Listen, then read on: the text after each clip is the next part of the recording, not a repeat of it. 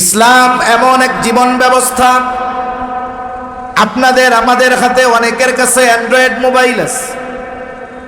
আপনি একটা Android mobile কেনার পর দেখবেন 6 মাস 1 বছর পর পর এর প্রোগ্রামগুলো আপডেট হয়। তার মানে 6 বছর আগে অ্যান্ড্রয়েড সফটওয়্যার আর 6 বছর পরের সফটওয়্যার এক না। সময়ের সাথে সাথে, যুগের সাথে সাথে অ্যান্ড্রয়েড আপডেট হয়, সফটওয়্যার আপডেট হয়। অনেকে বলে ইসলাম হলো মধ্যযুগীয় এক জীবন ব্যবস্থা। এটা তারা তাদের বুঝ কমতির কারণে বলে, ইসলামের প্রতি বিদ্বেষের কারণে বলে। কিন্তু আল্লাহ তাআলা ইসলামকে এমন এক জীবন ব্যবস্থায় পরিণত করেছেন যেটা সর্বযুগে সর্বকালে কিয়ামত পর্যন্ত মানব জীবনের একমাত্র সমাধান। এটা এমন না যে ইসলাম 1500 বছর আগে এটা ওল্ড ভার্সন হয়ে গেছে, এখন মানব জীবন পরিচালনার জন্য নতুন কিছু দরকার, ইসলাম দিয়ে সম্ভব নয়। এটা যারা মনে করে নিঃসন্দেহে তারা বেঈমান, কোনো সন্দেহ নাই, ঠিক কিনা বলে? ইসলাম কিয়ামত পর্যন্ত যত সমস্যা মানব জীবনে আসবে, যত প্রয়োজনীয়তা দেখা দিবে, সব কিছুর সমাধান ইসলামের মধ্যে আছে। এটা পূর্ণাঙ্গ এক জীবন ব্যবস্থা। এটা আমাদের দিন, এটাই আমাদের জীবন ব্যবস্থা। শুধু তাই না, এই দিন সম্পর্কে দুনিয়ায় যেমন আমাদের দিনের উপরে চলতে হবে, পরকালে মৃত্যুর পর এই দিনের ব্যাপারে আল্লাহ আমাদের জিজ্ঞাসা করবে। আমাদের সকলের কম বেশি জানা আছে, কবরের মধ্যে 3টি প্রশ্ন করা হবে। কয়টি প্রশ্ন একটু জোরে বলেন? 3টি প্রশ্ন করা হবে, এটা সবাই জানে। শুধু মুসলিমেরা জানে, অমুসলিমেরা জানে না এমনটা নয়, বরং অমুসলিমেরাও এই কথা জানে যে মুসলমানেরা এটা বিশ্বাস করে কবরের মধ্যে 3 প্রশ্ন করা হবে। প্রশ্ন করা হবে কবরে, কিন্তু প্রশ্ন আল্লাহ তাআলা ফাঁস করে দিয়েছেন আগে। আমাদের সমাজে একটা ছাত্র যত মেধাহীন হোক, কবে ঠোক না কেন, ও যদি পরীক্ষার 1 ঘন্টা মাত্র 1 ঘন্টা আগে পরীক্ষার প্রশ্নটা হাতে পেয়ে যায়, ও যত মেধাহীন হোক না কেন 1 ঘন্টা আগে যদি প্রশ্ন পাওয়া যায়, ও গোল্ডেন এ প্লাস পেয়ে যাবে, মাত্র 1 ঘন্টা। অথচ আল্লাহ সুবহানাহু ওয়া তাআলা নবীজি সাল্লাল্লাহু আলাইহি ওয়াসাল্লামের মাধ্যমে আমাদের কবরে 3 প্রশ্ন করা হবে, এটা অনেক আগে জানায় দিয়েছেন। সবাই জানে কবরে 3 প্রশ্ন। তার মানে পরীক্ষার হলে যাওয়ার আগে যদি প্রশ্ন আউট হয়ে যায়, তাহলে তো সবারই গোল্ডেন এ প্লাস পাওয়ার কথা, ঠিক না? কিন্তু বিষয়টা এমন নয়। কারণ দুনিয়ার পরীক্ষার হলে যেই প্রশ্ন, এটার জবাব দেওয়া সহজ, কারণ একটু লেখাপড়া করলেই জবাব দেওয়া যায়। মনে করেন একজন ভালো মতো লেখাপড়া করেছে, পরীক্ষার হলে গিয়ে সে জবাব দিয়ে দিতে পারবে। আর একজন ভালো মতো লেখাপড়া করে নাই, কিন্তু একদিন আগে প্রশ্ন ফাঁস হয়ে গেছে, বলে ও গোল্ডেন এ প্লাস পাওয়া যাবে। আর একজন লেখাপড়াও করে নাই, প্রশ্ন ফাঁসও পায় নাই, 1 গাঁটটি নকল নিয়ে গেছে। যা দেখে পরীক্ষার হলে যেই প্রশ্নগুলো আসছে, মাশাআল্লাহ তার নকলের গাঁটটির মধ্যে ওইগুলাও আছে। তার মানে লেখাপড়া করে পাশ করা যায়, প্রশ্ন ফাঁস হইলেও পাশ করা যায়, আবার নকল নিয়েও দুনিয়ার পরীক্ষায় পাশ করা যায়। কিন্তু বলেন তো, কবরের প্রশ্নের জবাব এই 3 পদ্ধতি অবলম্বন করলে জবাব দেওয়া যাবে নাকি?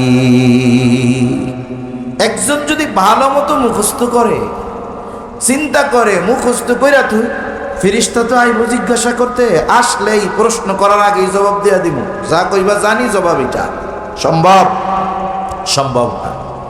কেউ যদি ওসিয়ত করে যায় যে আমার তো আমল টামল ঠিক নাই, এই 3 প্রশ্নের জবাব দিতে পারলে তো কবর জান্নাতের বাগান হয়ে যাইব, তা এক কাম করি, সুন্দর মতো আমার কাফনের মধ্যে জবাবটা লেখা 2-3 কপি নকল দিয়ে দিস, কাজ হবে।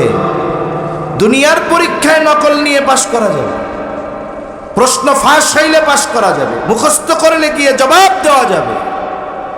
কিন্তু কবরের 3 প্রশ্নের জবাব লেখাপড়ার সাথে, মুখস্থের সাথে, নকলের সাথে সম্পৃক্ত নয়। কবরের ওই 3 প্রশ্নের জবাবের সম্পৃক্ততা আমলের সাথে। দুনিয়ার মধ্যে ওই 3 প্রশ্নের আলোকে যারা আমল করবে, শুধুই মাত্র তারা কবরে 3 প্রশ্নের জবাব দিতে পারবে।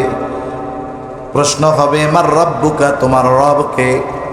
আমরা সবাই জানি আমাদের রবকে। জবান খুইলা বলেন, আরো জোরে বলেন, কে? আমাদের রব আল্লাহ। এটা আমাদের মুখস্থ সবার আছে, কিন্তু বলেন তো ওই রবের হুকুম, আহকাম, আদেশ নিষেধ আমরা সকলে মেনে চলি নাকি? আমরা বললাম আমাদের রব আল্লাহ, আমাদের প্রতিপালক আল্লাহ, অথচ ওই রবের সব হুকুম আহকাম আমি আপনি মানি না, রবের আদেশ নিষেধ মেনে চলি না। তাহলে কবরে গিয়ে জবাব দেওয়া যাবে না যে আমার রব আল্লাহ। কিন্তু যদি রবের হুকুম আহকাম মাইনা চলি, তাইলে কবরে কেউ যদি বধিরও হয়, বধির যে কানে শুনে না, যে কানে শুনে না যে কবরে প্রশ্ন করা হবে মার রব্বুক, সে জীবনে কান দিয়া এটা শুনে নাই, কিন্তু দুনিয়ায় রবের হুকুম আহকাম মাইনা চলছে, ও কবরে গিয়া জবাব দিয়া দিবে সাথে সাথে আমার রব আল্লাহ। 2 নাম্বার প্রশ্ন হবে, ওমা দীনুক, তোমার দিন কি? যদি জবাব জিজ্ঞাসা করি, আমরা সবাই জবাব দিতে পারবো, আমাদের দিন হলো ইসলাম। আমাদের দিন কি? জবান খুইলা বলেন, আরো জোরে বলেন, আমাদের দিন কি? কিন্তু আফসোস, খোঁজ নিয়ে দেখা যাবে আমার ব্যক্তিগত জীবনে ইসলাম নাই, পারিবারিক জীবনে ইসলাম নাই, অর্থনৈতিক জীবনে ইসলাম নাই, কোথাও ইসলাম নাই। অথচ আমি বলি আমার জীবন ব্যবস্থার নাম হলো ইসলাম।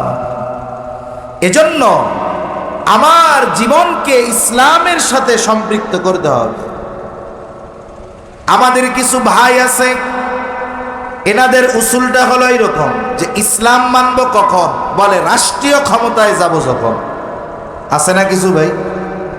দাড়ি ছাটায় রাখছে, ভাই দাড়িটা লম্বা রাখেন। রাখ মনে ভাই, কোন সময়? কয় ইসলাম প্রতিষ্ঠা হোক। সুন্নাতি লেবাস পরেন না ভাই, কয় পর মনে। কোন সময়? কয় ইসলাম রাষ্ট্রীয়ভাবে প্রতিষ্ঠা হোক। নামাজ কালাম পড়েন ভাই ঠিক মতো, পড় মনে। কয় কোন সময়? কয় ইসলাম রাষ্ট্রীয়ভাবে প্রতিষ্ঠা হোক। তার মানে আমরা কিছু ভাই আছি, অপেক্ষায় আছি, যখন রাষ্ট্রীয়ভাবে ইসলাম প্রতিষ্ঠা হবে তখন থেকে ইসলাম মানা শুরু করবে।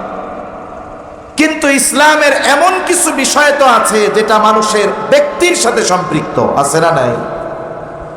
আমি সুন্নাতের উপরে চলবো, আমি আমার জবানকে গুনার থেকে বাঁচাবো, আমি আমার চোখকে গুনার থেকে হেফাজত করব, আমি হারাম খাবো না, হালাল খাবো, আমার অধীনস্থদেরকে আমি দ্বীনের উপরে চালাবো, আমার স্ত্রী কন্যাদেরকে আমি পর্দা করাবো।